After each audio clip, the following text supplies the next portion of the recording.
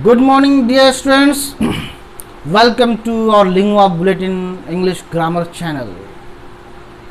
As modal verb is going on, and I have already taught you the use of can, may, will, shall, would.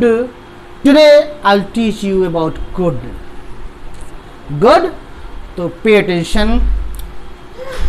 See the could is also modal verb. It is used for four uses mainly.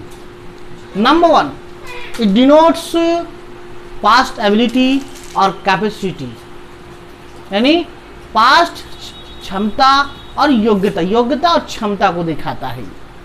Understood? See the example. I can teach you. This shows ability. This shows what? Ability. I can teach you. मैं आपको पढ़ा सकता हूँ. मेरे अंदर पढ़ाने की क्षमता है, वो सारी क्वालिटी है, सारी एबिलिटी है. दूसरा एग्जाम्पल देखो, he can climb up a tree. वह पेड़ पर चढ़ सकता है, यानी तो पेड़ पर चढ़ना जानता है और फिजिकली एबल भी है. आप इसको अदर वर्ड्स में आप ऐसे भी ले सकते हैं, he is able to climb up a tree. To climb up a tree. ठीक है, वो एक पेड़ पर चढ़ने के योग्य है. हाँ. Next, the second use of could is that it is used as a past tense form of can in indirect speech. While making direct to indirect, we use could as a past tense form of can. See the example.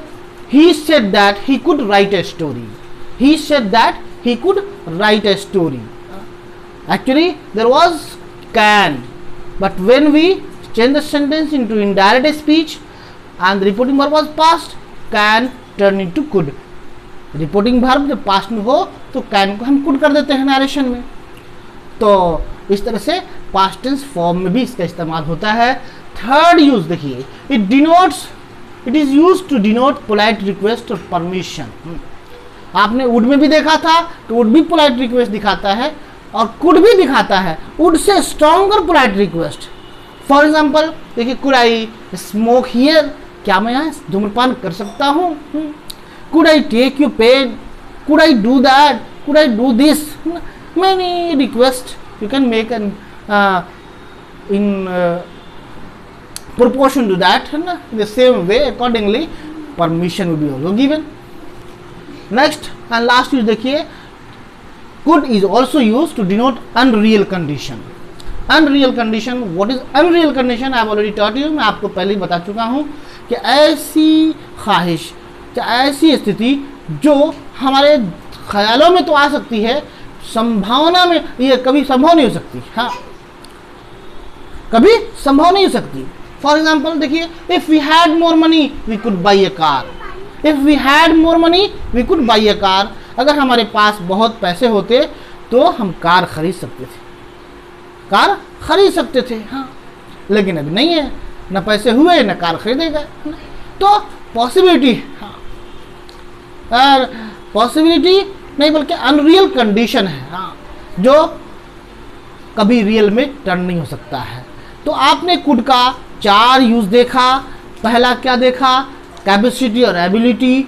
दूसरा देखा समझ लीजिए कि past tense form indirect speech में. और तीसरा देखा polite request. और चौथा देखा अनरियल कंडीशंस में कुड का प्रयोग करते हैं. मैं समझता हूँ कि आप अच्छी तरह समझ गए होंगे और इसका आप यूज़ कीजिए राइटिंग में, एक्सप्रेशन में, और your sentences will be powerful. Very shortly, I not only assure you but I claim to be perfect if we use modal verbs. Modal verbs make our sentences more beautiful and powerful. Okay, so you must not forget to share it and like it, and that's all. Thanks.